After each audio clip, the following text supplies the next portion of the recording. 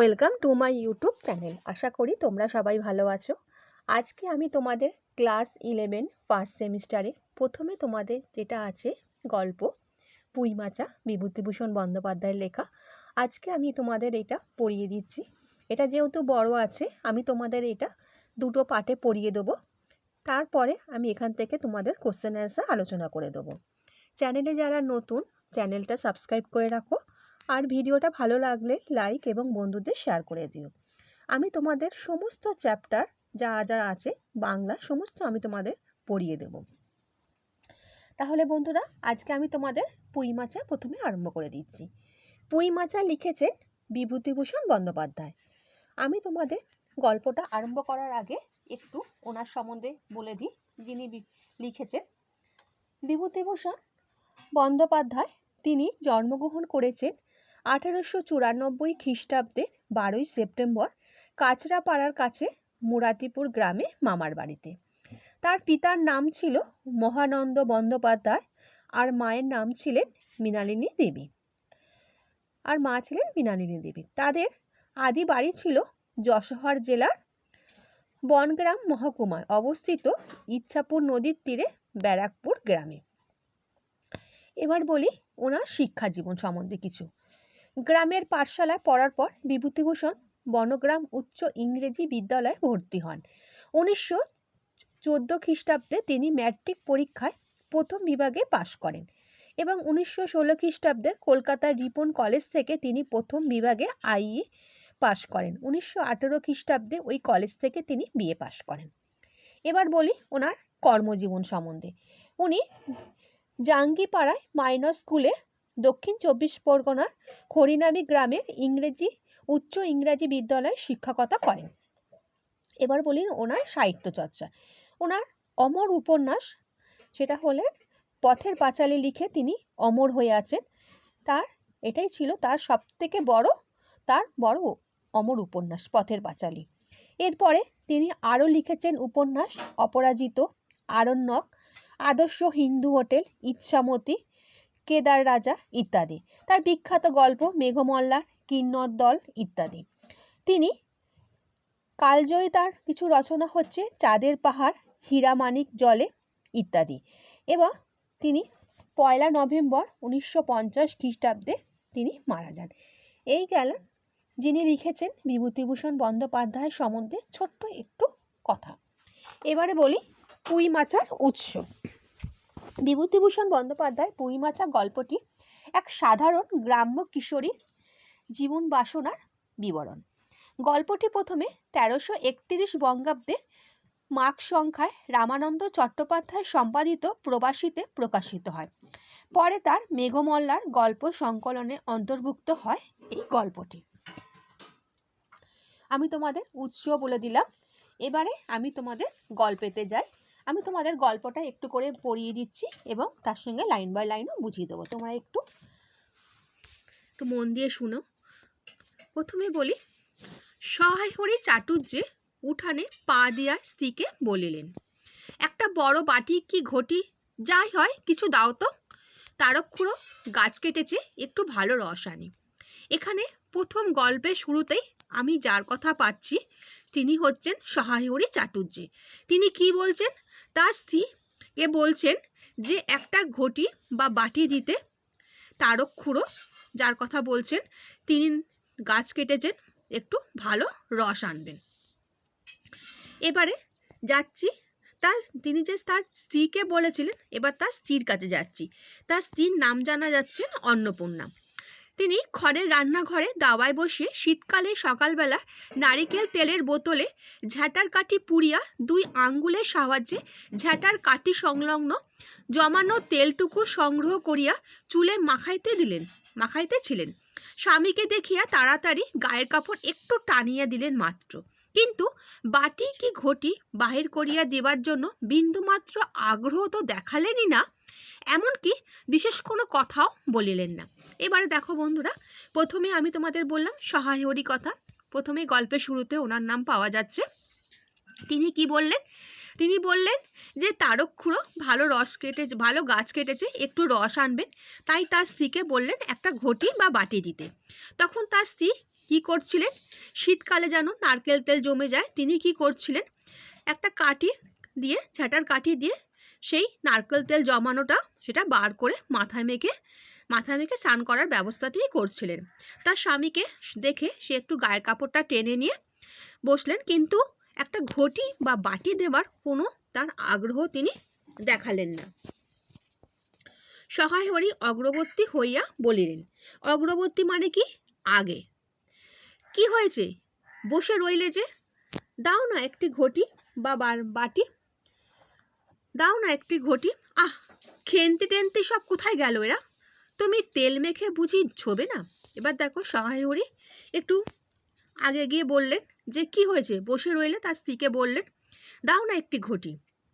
তারপর তিনি নিজেই বললেন, খেনতে টেনতে সব কোথায় গেল এরা? তুমি তেল মেখে বুঝি ছোবে না? তাহলে তিনি কি বলছেন দেখো বন্ধুরা, যে তার স্ত্রী মাথায় তেল মেখেছেন, তাকে একটা ঘটি বা বাটি কিছু দিচ্ছেন না, তাই তিনি নিজে থেকে বলছেন হয়তো তিনি তেল মাথায় মেখেছেন বলে কোনো জিনিসপত্র ছোবেন না, তাই কি সে দিচ্ছেন না। এখানে খেন্তির নাম পাওয়া গেল। খেন্তি হচ্ছে সহায় হরি বড় মেয়ে, তার প্রথম নাম পাওয়া গেল। অন্নপূর্ণা তেলের বোতলটি সরাইয়া স্বামীর দিকে খানিকক্ষণ চাইয়া রইলেন। পরে অত্যন্ত শান্ত সুরে জিজ্ঞাসা করিলেন, তুমি মনে মনে কি ঠাউরেছ বলতে পারো? ঠাউরেছ মানে কি? অনুমান করেছ। স্ত্রীর অতিরিক্ত রকমে শান্ত সুরে সহায় হরির মনে ভীতির সঞ্চার হইল। ইহা যে ঝড়ের অব্যবহিত পূর্বের আকাশ, সে স্থির ভাব মাত্র, তাহা বুঝিয়া তিনি মরিয়া হইয়া ঝড়ের প্রতীক্ষায় রইলেন। একটু আমতা আমতা করিয়া কহিলেন, কেন, কি আবার কি? কি আবার কি? তাহলে দেখো অব্যবহিত মানে ঠিক পূর্বে।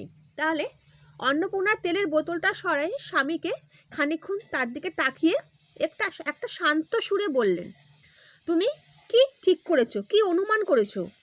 স্ত্রীর এই যে এত শান্ত সুরের কথায় তার স্বামীর মধ্যে একটা ভয় সঞ্চার হলো। এটা মনে হলো তার কোনো ঝড়ের পূর্বের সংকেত। সে একটু আমতা আমতা করে বললেন, কেন, কি আবার?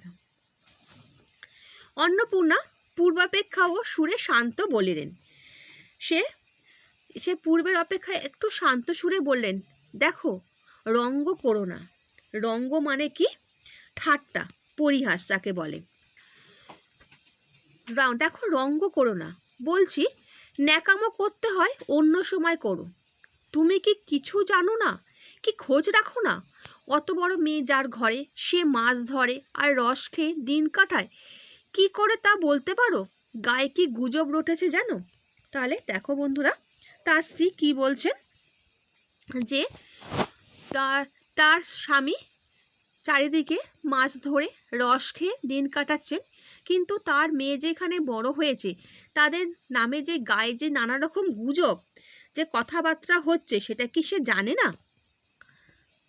সহায় হরি আশ্চর্য হয়ে জিজ্ঞাসা করিলেন, কেন, কি গুজব? তার মানে সহায় হরি কিছু জানেন না এমন ভাব দেখালেন, যে তিনি বললেন, কেন, কি হয়েছে, কি গুজব? জিজ্ঞাসা করো গে চৌধুরীদের বাড়িতে। কেবল বাগদি দুলে পাড়ায় ঘুরে ঘুরে জন্ম কাটালে ভদ্রলোকের গায়ে বাস করা যায় না। সমাজে থাকতে হলে সেই রকম মেনে চলতেই হয়। তাহলে তার স্ত্রী কি বললেন, যে এই যে বাগদি দুলে পাড়ায় ঘুরে ঘুরে কাটালে ভদ্রলোকের বাড়িতে, ভদ্রলোকের গ্রামে বাস করা যায় না। সমাজের কিছু নিয়ম কানুন আছে, সে সমাজের নিয়ম কানুন মেনেই তোমাকে চলতে হবে। সহায় হরি বিস্মিত হইয়া কি বলিতে যাইতেছিলেন, অন্নপূর্ণা পূর্ববৎ সুরেই পুনর্বার বলিয়া উঠিলেন। সহায় হরি একটা বিস্মিত হয়ে কি যে বলতে যাচ্ছিলেন, অন্নপূর্ণা পূর্বের মতো সুরেই পুনর্বার মানে আবার বলিয়ে উঠিলেন, এক ঘরে করবে গো, তোমাকে এক ঘরে করবে কাল। চৌধুরীদের চণ্ডী মণ্ডপে এইসব কথাই হয়েছে।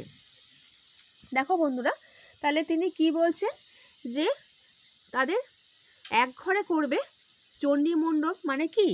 যেখানে মানে ঠাকুরের পুজো হয়, মানে ঠাকুরের কোনো ঠাকুরের তলা বা এরকম কোনো চণ্ডী, মা মঙ্গল চণ্ডী বা চণ্ডী মণ্ডপ, এরকমই ঠাকুরের তলা বা যেখানে অনুষ্ঠান হয়, সেই জায়গাটাকে বলা হয় চণ্ডী মণ্ডপ।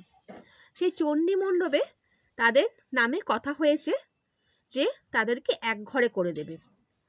আমাদের হাতে ছোঁয়া জল আর কেউ খাবে না, আশীর্বাদ হয়ে মেয়ের বিয়ে হলো না। ও নাকি উৎসর্গ করা মেয়ে। উৎসর্গ মানে কি? উৎসর্গ করা মানে যাকে দান করা হয়েছে, উৎসর্গ করা হয়েছে সেই মেয়ে। গায়ের কোন কাজে তোমাকে আর কেউ বলবে না। যাও, ভালোই হয়েছে তোমার। এখন গিয়ে দুলে বাড়ি বাগদি বাড়ি উঠে বসে দিন কাটাও। তাহলে দেখো কেন তাদেরকে এক ঘরে করে দেওয়া হবে। সেটা হচ্ছে তার মেয়ের বিয়ের আশীর্বাদ হয়েছিল কিন্তু বিয়ে হয়নি, তাই সবাই তাকে বলে উৎসর্গ করা মেয়ে।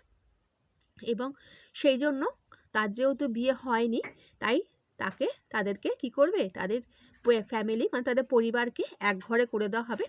তাদের হাতে জলও কেউ স্পর্শ খাবে না, এরকম। এখন বলছে যাও তুমি দুলে বাড়ি বাগদি বাড়ি গিয়ে তোমার দিন কাটাও।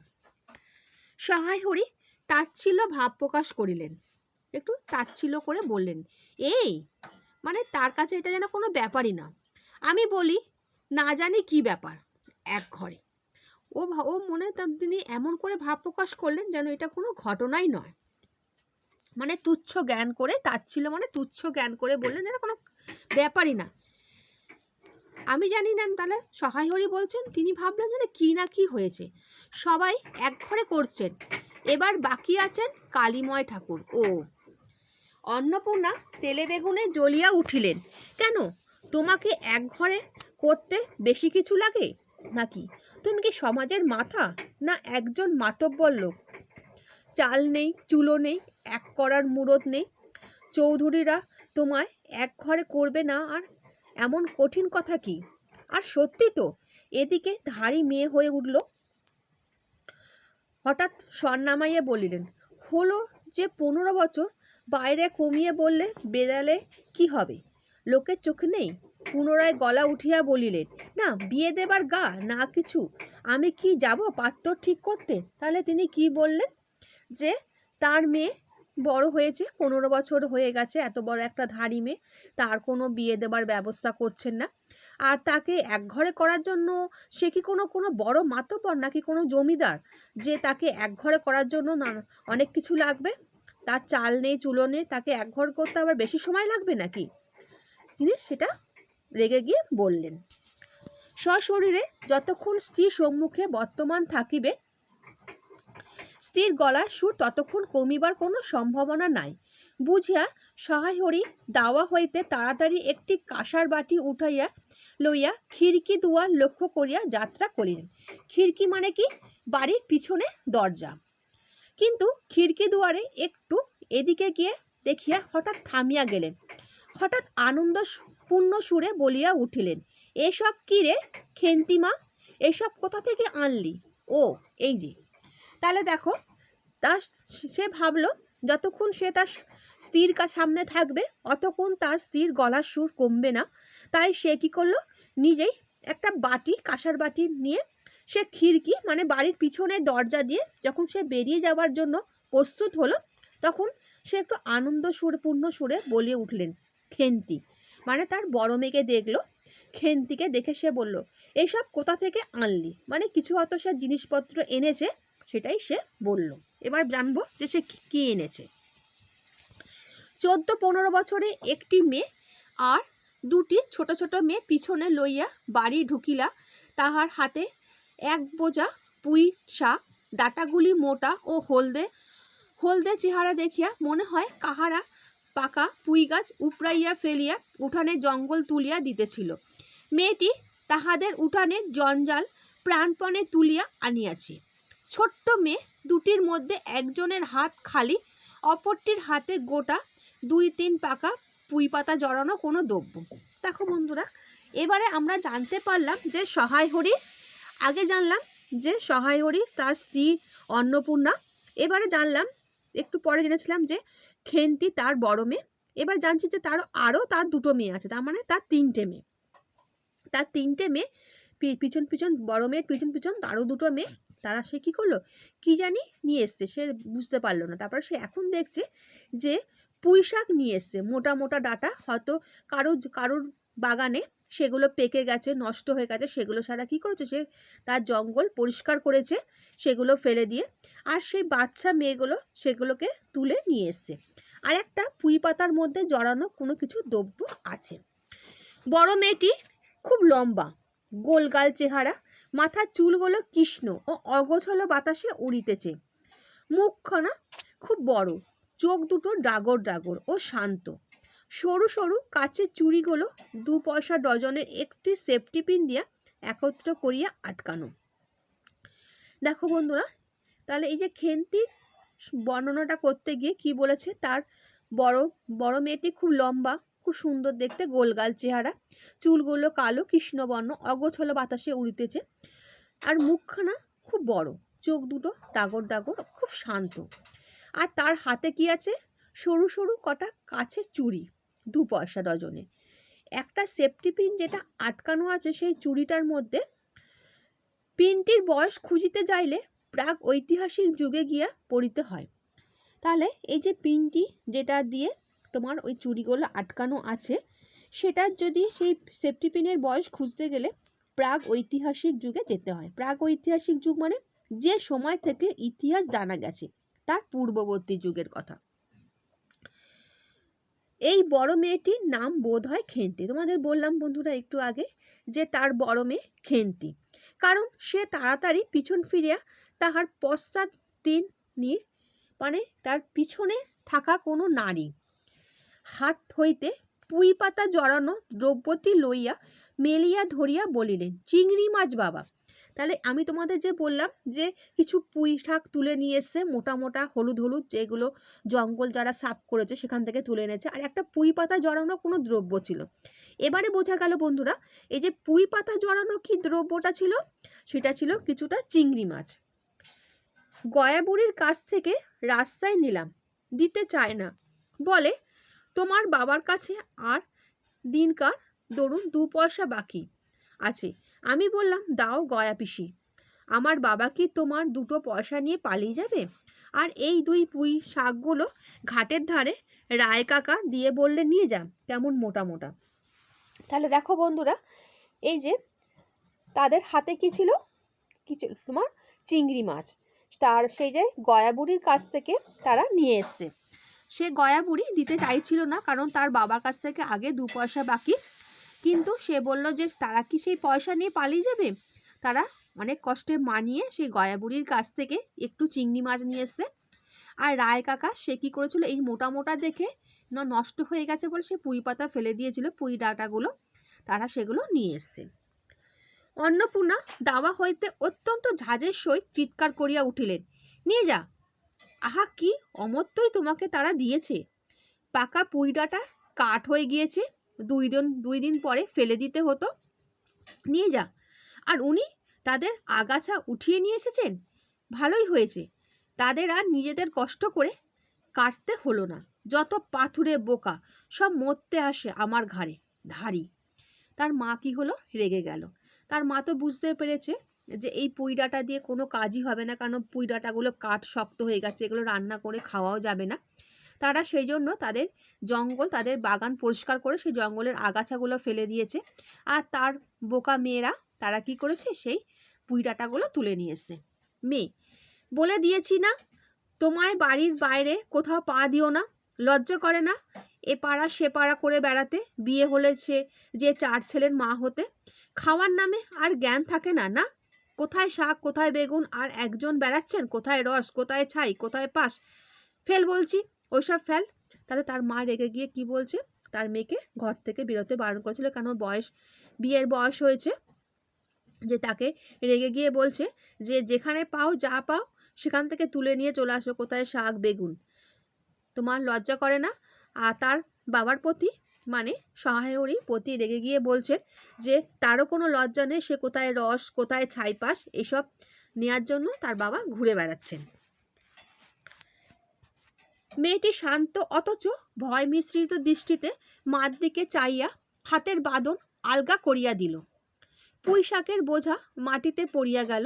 অন্নপূর্ণা বকিয়া চলিলেন, যা তো রাধি, ওই আপদগুলো টেনে খিড়কির পুকুর ধারে ফেলে দিয়ে আয়ত। ফের ফের যদি বাড়ির বার হতে দেখেছি তবে ঠ্যাং খোড়া না করি কি। এবারে দেখো বন্ধুরা, আর একজন মেয়ের নাম জানা গেল। প্রথমে জেনেছিলাম বড় মেয়ে খেন্তি, এবারে আর একটা মেয়ের নাম জানা গেল কি, রাধি। তাহলে সেই তার মায়ের প্রতি দেখে সেই খেন্তি একটু রেগে, মানে ভয় মিশ্রিত ভয় ভাবে ছিল, এবং সেই হাতের যে বাঁধন পুঁই পাতাগুলো ফেলে দিল। তখন মা কী করলো, বকেই চলেছে, এবং মা তার মেয়ে রাধিকে বলল সেগুলো তুলে খিড়কি, মানে হচ্ছে যে বললাম বাড়ির পিছনে যে দরজা আছে সেখানে পুকুরে ফেলে দিতে। আর যদি কখনো ঘর থেকে বেরোয় তাহলে তাদের কি বললো, পা খোড়া করে দেবে। বোঝা মাটিতে পড়িয়া গিয়েছিল। ছোট্ট মেয়েটি কলের পুতুলের মতো সেগুলি তুলিয়া লইয়া খিড়কি অভিমুখে চলিল। কিন্তু ছোট্ট মেয়ে অত বড় বোঝা আগ্রাইতে পারিল না। অনেকগুলো ডাটা এদিক ওদিক ঝুলিতে ঝুলিতে চলিল। সহায় হরি ছেলেমেয়েরা তাহাদের মাকে অত্যন্ত ভয় করিত। তার মেয়েকে, মানে রাধিকে যখনই বলল যে সেগুলো ফেলে দিয়ে আসতে, তখন অত ছোট মেয়ে অতগুলো ডাটা বোঝা তুলে নিয়ে ঠিক মতো যেতে পারছিল না, এদিক ওদিক ঝুলছিল। তা সত্ত্বেও তার মাকে তারা খুবই ভয় করত। সেগুলো তুলে সেগুলো ফেলার জন্য গেল। সহায় হরি আমতা আমতা করিয়া বলিতে লাগিলেন, তা এনেছে ছেলে মানুষ খাবে বলে, তুমি আবার বড়। পুঁই শাকের বোঝা লইয়া যাইতে যাইতে ছোট মেয়েটি ফিরিয়া দাঁড়াইয়া মার মুখের দিকে চাইয়া রইল। তাহলে তার বাবা যখন বলল যে তারা বাচ্চা মানুষ, তারা পুঁই পাতা নিয়ে এসছে একটু খাবে বলে, এই কথা শুনে তার মেয়েটি ভাবলো যে সেগুলো তাহলে আর অত ফেলতে হবে না, এই জন্য সে তার মায়ের মুখের দিকে তাকিয়ে রইল। অন্নপূর্ণা তাহার দিকে চাইয়া বলিলেন, না না, নিয়ে যা, খেতে হবে না। মেয়ে মানুষের আবার অত নোলা কিসের? এক পাড়া থেকে আর এক পাড়ায় নিয়ে আসবে দুটো দুটো পাকা পুঁই শাক ভিক্ষে করে। যা যা, তুই যা, দূর করে বনে দিয়ে আয়।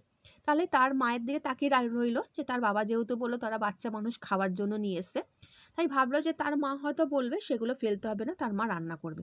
কিন্তু তার মা রেগে গিয়ে বললো, না, সেগুলোকে ফেলে দিয়ে আয়, অত নোলা কিসের মেয়ে মানুষের।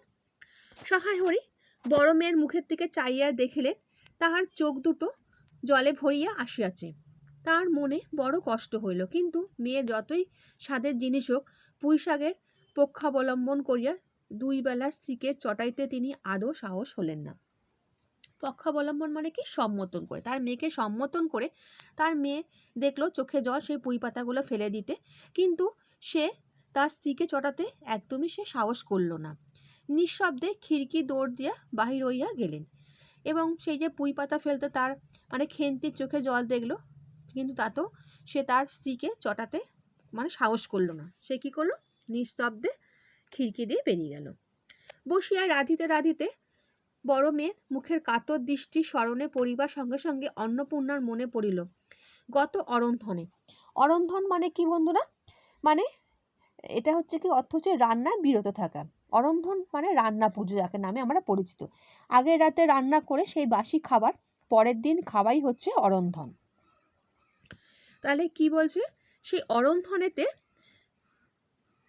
বসিয়া রাধিতে সে যখন দেখলো, সে চিন্তা করলো যে গত অরন্ধনে পূর্বদিন বাড়িতে পুঁই শাক রান্নার সময় খেন্তি আবদার করিয়া বলিয়াছিল, মা, অর্ধেকগুলো কিন্তু একা আমার, অর্ধেক সব মিলিয়ে তোমার।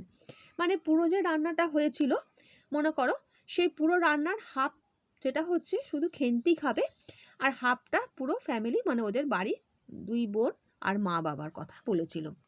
বাড়িতে কেউ ছিল না, তিনি নিজে গিয়া উঠোনের ওই খিড়কি দোরের আশেপাশের যে ডাটাগুলো পড়িয়াছিল সেগুলো কুড়াইয়া লইয়া আসিলেন। বাকিগুলো কুড়ানো যায় না, ডোবার ধারে ছাই গাদায় ফেলিয়া দিয়েছে। কুচো চিংড়ি দিয়া এইরূপে চুপি চুপি পুঁই শাকের তরকারি রাঁধিলেন। তাহলে মায়ের সেই কথাটা মনে পড়লো, তার মেয়ের খেতে কত ভালো লাগতো। তার মা কি করলো, আবার সেই কটা ডাটা, যে কটা পেরেছিল সে ডাটা কটা কুড়িয়ে নিয়ে এসে আস্তে আস্তে সেই কুচো চিংড়ি দিয়ে রান্না করে রেখে দিলেন। দুপুরবেলা খেন্তি পাতে পুঁই শাকের চচ্চড়ি দেখিয়া বিস্ময় ও আনন্দপূর্ণ ডাগর চোখে মায়ের দিকে ভয়ে ভয়ে চাইল। দুই একবার এদিক ওদিক ঘুরিয়া আসিতে অন্নপূর্ণা দেখিলেন উক্ত পুঁই শাকের একটুও তাদের পাতে পড়িয়া নাই। পুঁই শাকের ওপর তাহার এই মেয়েটির কিরূপ লোভ তাহা তিনি জানিতেন। জিজ্ঞাসা করিলেন, কি রে খেন্তি, আর একটু চচ্চড়ি দি? খেন্তি তৎক্ষণাৎ ঘাড় নাড়িয়া এই আনন্দজনক প্রস্তাব সম্মতন করিল। কি ভাবিয়া অন্নপূর্ণার চোখে জল আসিল। চাপিতে গিয়া তিনি চোখ উঁচু করিয়া চালের বাতায় গোজা ডাল হইতে শুকনো লঙ্কা পাড়িতে লাগিলেন। তাহলে দেখো বন্ধুরা, যে তার মা রেগে গিয়ে সেই পুঁই পাতাগুলো ফেলে দিতে বলেছিল, পুঁই ডাঁটাগুলো, কিন্তু সে জানতো তার মেয়ে খেন্তি কত ভালোবাসে সেই পুঁই শাক খেতে। সে নিজেই আবার সেই পুঁই ডাঁটাগুলো তুলে এনে চিংড়ি মাছ দিয়ে রান্না করে রেখে দিয়েছিল। তারা যখন দুপুরবেলা খেতে বসে, তখন তার মা যখন সেই পুঁই পাতা দেয়, তার মেয়ের চোখে আনন্দ দেখে তার মায়ের চোখে জল এসে যায়। কিন্তু সেই চোখের জলটা সে চেপে রেখে তাদেরকে কি বলল, যে আর একটু কি পুঁই শাক দেবে? তার মেয়ে খুবই আনন্দ স্বরে বলল হ্যাঁ, সে সম্মতন করল। কালী মায়ের চণ্ডী মণ্ডপ সেদিন বিকালবেলা সহায়রী ডাক পড়িল। সংক্ষিপ্ত ভূমিকা ফাঁদিবার পর কালীময় উত্তেজিত সুরে বলিলেন, সেসব দিন কি আর আছে ভায়া? এই ধরো, কেউ মুকুজ্জে কেষ্ট মুকুজ্জের স্বভাব নইলে পাত্র দেব না, স্বভাব নইলে পাত্র দেব না করে কি কাণ্ডটাই করলে। অবশেষে কিনা হরির ছেলেটাকে ধরা পড়ে মেয়ের বিয়ে দিয়ে তবে রক্ষে। তার কি স্বভাব? রাম বলো ৬-৭ পুকুরে পুরুষের ভগ্ন পচা শ্রোত্রেয়। পরে সুর নরম করিয়া বলিলেন, তা সমাজে সে সব শাসনের দিন কি আর আছে? দিন দিন চলে যাচ্ছে, বেশ দূর যাই না কেন। এই যে তোমার মেয়েটি 13 বছর। সহায়রী বাধা দিয়ে বলিলে লাগিলেন, এই শ্রাবণে 13। তাহলে দেখো বন্ধুরা, কি বলছেন, যে এখন কোনো দিনকাল নেই যে এই মেয়ে হলে বিয়ে দেবে বা ওরকম কোনো ব্যাপার নেই, সেটাই বলছে। সহায়রীকে বলে, এই যে তোমার মেয়ের যে বয়স এত দিন দিন বেড়ে যাচ্ছে, বয়স 13 হয়েছে। সহায়রী বাধা দিয়ে বলল যে এই শ্রাবণেই তার মেয়ের বয়স 13 হবে। আহা, 13 আর 16 তফাৎ কিসের শুনি? 13 আর 16 তফাৎ কিসের? আর সে 13ই হোক, চাই 16ই হোক, চাই 50ই হোক, তাতে আমাদের দরকার নেই। সে তোমার হিসেব তোমার কাছে, কিন্তু পাত্রর আশীর্বাদ হয়ে গেল, তুমি বেঁকে বসলে কি জন্য শুনি? ওই সময় উচ্চগুচ্চ করা মেয়ে, মানে উৎসর্গ করা মেয়ে, আশীর্বাদ হওয়া, বিয়ে হওয়া তো তা 7 পাকে যা বাকি। এই তো সমাজে বসে এইসব কাজগুলো তুমি যে করবে, আর আমরা বসে বসে দেখব, এ তুমি মনে ভাবো না? সমাজের বামুনদের যদি জাত মারবার ইচ্ছে না থাকে, মেয়ের বিয়ের বন্দোবস্ত করে ফেলো। পাত্তর রাজপুত্র না হলে পাত্রর মেলে না। গরিব মানুষ দিতে থুতে পারবে না বলে শ্রীমন্ত মজুমদারের ছেলেকে ঠিক করে দিলাম। লেখাপড়া নাই বা জানলে, জজ ম্যাজিস্ট্রেট না হলে কি মানুষ হয় না? দিব্যি বাগান বাড়ি পুকুর, শুনলাম এবার নাকি 20 জমিতে 4টি আমন ধানও করেছে। ব্যাস রাজার হাল। 2 ভাইয়ের অভাব কি? এবার দেখো বন্ধুরা, কি বলছে, যে তার মেয়ের বয়স 13 হোক আর 50 হোক, তাদের কোনো কিছু এসে যায় না। তার মেয়ের বিয়ে ব্যবস্থা হয়েছিল, আশীর্বাদও হয়ে গেছিল, এবং আশীর্বাদ হওয়া বিয়ের সমানই। তা সত্ত্বেও সে তার উৎসর্গ করা মেয়েকে, বিয়ের সম্বন্ধ মেয়েকে সে কি করলো? বিয়ে দিল না। তার জন্য কি রাজপুত্র আসবে? তার জন্য সে নাকি একটা ভালো ছেলে দেখেছিল, কিন্তু তা সত্ত্বেও সে কি করলো? তাকে বিয়ে দেয়নি। কেন? ইতিহাসটা হইতেছে এই যে মণিগায়ের উক্ত মজুমদার মহাশয়ের পুত্রটি কালীময় ঠিক করিয়া দেন। কেন? কালীময়ের মাথা ব্যথা করিয়া সহায়রী মেয়ের বিয়ে সম্বন্ধ মজুমদার মহাশয়ের ছেলের সঙ্গে ঠিক করতে গেলেন। তাহার কারণ নির্দেশ করিতে যাহা কেউ বলেন যে কালীময় নাকি মজুমদার মহাশয়ের কাছে অনেক টাকা ধার করেন। দেখো, এই যে কালীময়ের কাছ থেকে, কালীময় যে কথা বলছে, সে এই যে মজুমদারের কাছ থেকে অনেক টাকা ধার করেছিল বলে তাই জন্য সহায়রীর মেয়ের সঙ্গে তার বিয়ের ব্যবস্থা করে। অনেক দিন সুদ পর্যন্ত বাকি, শীঘ্রই নালিশ হইবে ইত্যাদি। এ গুজব যে শুধু অবান্তর তাহাই নয়, ইহার কোনো ভিত্তি আছে বলেও মনে হয় না। ইহা দুষ্ট পক্ষের রটনাই মাত্র। হয়তো এটা কোনো কেউ খারাপ রটনা করেছে। যাহা হোক, পাত্রপক্ষ আশীর্বাদ করিয়া যাওয়ার দিন কতক পরে সহায়রী টের পান পাত্রটি কয়েক মাস পূর্বে নিজের গ্রামে কি করিবার পরে গ্রামের এক কুম্ভকার বধূর আত্মীয় স্বজনের হাতে বেদম মার খাইয়া কিছুদিন নাকি শয্যাগত ছিল।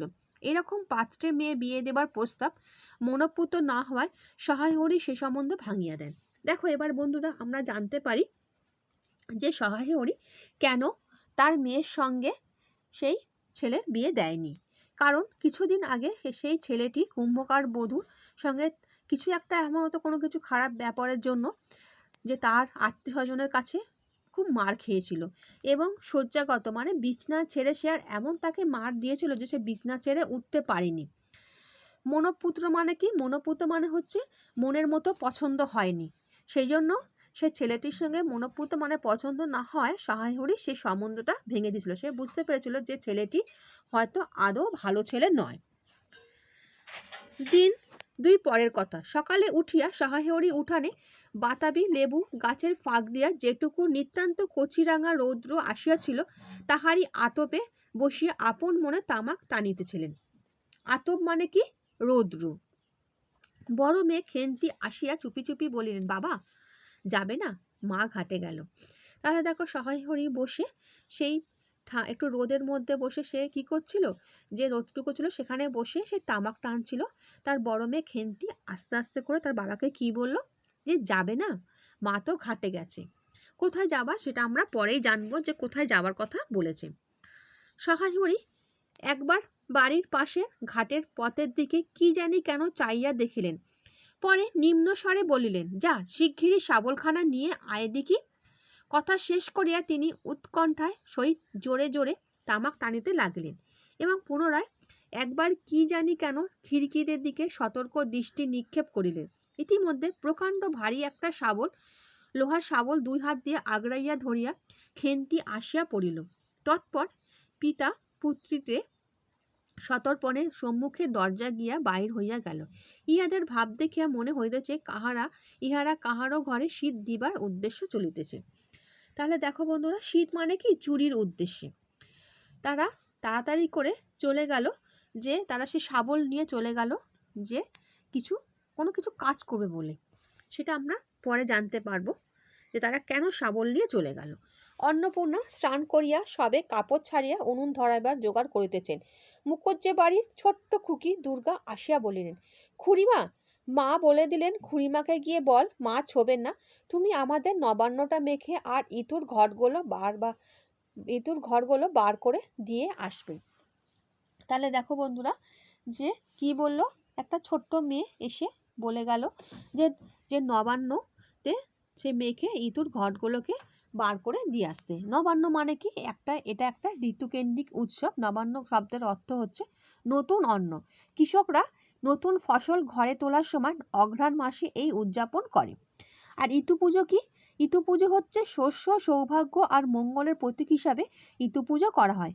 অনেকে মনে করেন যে মিত্র বা ইম থেকে এই ইতু শব্দটি এসেছে। প্রতি রবিবার পুজো করা হয় বলে এটি আসলে সূর্যের পুজো। এখানে কি করে, নানা রকম বীজ, তারপরে কলমি শাক, শুশনি শাক, মানকচু মূল দিয়ে এগুলোকে কি হয়, পূজা উদযাপন করা হয়। যারা করে তোমরা অনেকেরাই জানো তারা এই ইতু পূজার সম্বন্ধে। তাহলে সেই মেয়ে এসে বলল যে ইতু পূজার ঘটগুলো ভাসিয়ে দিতে, তো তার মা পারবে না। মুখুজ্জে বাড়ি ও পাড়ায় যাইবার পথের বাঁ ধারে এক জায়গা শ্যাওড়া, বনভাট, রাংচিটা, বনচালতা গাছের ঘন বনের শীতের সকালে এক প্রকার লতাপাতার ঘন গন্ধ বন হইতে বাহির হইয়াছিল। একটা লেজঝোলা হলদে পাখি আমড়া গাছের এ ডাল হইতে ও ডালে যাইতেছে। তাহলে যখন সে যাচ্ছে তখন সেখানে কোথা থেকে যাচ্ছে? সে শ্যাওড়া, বনভাট, রাংচিতা, বনচালতা গাছের ঘন বনের শীতের সকালে এক প্রকার লতাপাতার গন্ধ তার কাছে বাইরে আসছে। আর একটা লেজঝোলা হলদে পাখি কি করছে? আমড়া গাছের ডালে যাইতেছে। দুর্গা আঙুল দেখাইয়া বলিল, খুড়িমা, ওই যে কেমন পাখিটা। পাখি দেখিতে গিয়া অন্নপূর্ণা কিন্তু আর একটা জিনিস লক্ষ্য করিলেন। ঘন বনটার মধ্যে কোথায় এতক্ষণ খুব খুব করিয়া আওয়াজ হইতেছিল। কি যেন কি ঘুরিতেছে। দুর্গার কথার পরে হঠাৎ সেটা বন্ধ হইয়া গেল। তাহলে দেখো বন্ধুরা, যে তারা যখন যাচ্ছিল তারা বনের মধ্যে একটা আওয়াজ শুনতে পেল। আর যখন এই দুর্গার কথার আওয়াজ পেল তখনই সেই খুব খুব করে আওয়াজটা যেন বন্ধ হয়ে গেল। অন্নপূর্ণা সেখানে খানিকক্ষণ থমকিয়া দাঁড়াইলেন, পরে চলিতে আরম্ভ করিলেন। তাহার খানিকক্ষণ দূর যাইয়া বনের মধ্যে পুনরায় খুব খুব শব্দ আরম্ভ হইল। কাজ করিয়া ফিরিতে অন্নপূর্ণার কিছু বিলম্ব হলো। সেই যে ঘর ভাসানো এই সমস্ত করতে তার কিছু একটু বিলম্ব মানে কি, তার একটু দেরি হয়ে গেল। বাড়ি ফিরে দেখলেন খেন্তি উঠোনে রোদে বসে তেলের বাটির সম্মুখে লইয়া খোপা খুলিতেছিল। তিনি তীক্ষ্ণ দৃষ্টিতে মেয়ের দিকে চাইয়া দেখিয়া বলিলেন, এখনো নাইতে যাসনি যে? কোথায় ছিলি এতক্ষণ? তাহলে তার মা সেই কাজকর্ম সেরে এসে তাকে তার দিকে একটা তীক্ষ্ণ দৃষ্টিতে দিয়ে বলল যে সে এতক্ষণ অবধি সে চান করে আসেনি, এতক্ষণ সে কি করছিল? খেন্তি তাড়াতাড়ি উত্তর দিল, এই যে যাইমা, এক্ষুনি যাব আর আসবো। তাহলে সে তার মাকে কি বললো? এক্ষুনি সে যাবে আর আসবে চান করে। খেন্তি স্নান করিতে যাইবার একটুখানি পরে সহায় হরি সহৎসয় 15-16 সের ভারী একটা মেটে আলু ঘাড়ে করিয়া কোথা হইতে আসিয়া উপস্থিত হইলেন এবং সম্মুখে স্ত্রীকে দেখিয়া কৈফিয়তের দৃষ্টিতে সেই দিকে চাইয়া বলিয়া উঠিলেন, ওই ও পাড়ার ময়সা চৌকিদার রোজই বলে, কর্তা ঠাকুর, তোমার বাপ থাকতেই তো তবু মাসে মাসে এদিকে তোমাদের পায়ের ধুলো পড়তো, তা আজকাল তো তোমরা আর আসো না। এ পাড়া এ বেড়ার গায়ে মেটে আলু করে রেখেছি দাদা ঠাকুর বড়। তার মানে বলছে যে এই যে মেটে আলুটা, তার মানে বোঝা যাচ্ছে তার বাবা আর মেয়ে মিলে সেই মেটে আলু সেই যে নিয়ে গেল সেই বন থেকে, সেই মেটে আলু তারা তুলে নিয়ে এসেছিল। খুব খুব আওয়াজ হচ্ছিল। এবারে সেই সহায় হরি মিথ্যে করে বলছে সেই মেটে আলুটাকে দেখিয়ে যে তাদেরকে সেই মেটে আলু দিয়েছে ওই পাড়া চৌকিদার। অন্নপূর্ণা স্থির দৃষ্টিতে স্বামীর দিকে চেয়ে বললেন, বরজপোতার বনের মধ্যে বসে খানিক আগে কি করছিলে শুনি? তাহলে তার স্ত্রী বুঝতে পেরেছে যে তারা সেখান থেকে সেই বরজপোতার বন থেকে তারা চুরি করে নিয়ে এসছে। সহায় হরি অবাক হইয়া বলিলেন, আমি? না, আমি কখনো না, এই তো আমি। সহায় হরি ভাব দেখিয়া মনে হইতেছে তিনি এইমাত্র আকাশ হইতে পড়িয়াছিলেন। সহায় হরি এমন করে বলছে যেন সে কিছুই জানে না।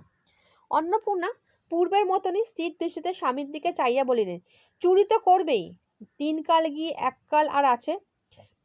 মিথ্যা কথাগুলো এখন বলো না, আমি সবই জানি। মনে ভেবেছিলে আপদ ঘাটে গিয়েছে, আর কি দুর্গার মাকে ডেকে পাঠিয়েছিল, ও পাড়ায় যাচ্ছি শুনলাম। বরজপাতার বনের মধ্যে কি সব খুব খুব শব্দ। তখনই আমি বুঝতে পেরেছি সারা পেয়ে সব বন্ধ হয়ে গেল। যেই আবার খানিক দূর গেলাম, আবার দেখি শব্দ। তোমার তো ইহকাল নেই, পরকালও নেই। চুরি করতে, ডাকাতি করতে, যা ইচ্ছে করতে হয় করো, কিন্তু মেয়েটার আবার এর মধ্যে নিয়ে গিয়ে ওর মাথা খাওয়ার কিসের জন্য? তাহলে তার মা দেখো বুঝতে পেরেছে যে তারা সেই যে বড় আলুটা, মেটে আলুটা তারা চুরি করে নিয়ে এসছে। তাই বলছে যে সে তার স্বামীকে বলছে যে সে যা পারে করুক, চুরি ডাকাতি যা পারে করুক, তাতে তার কিছু এসে যায় না।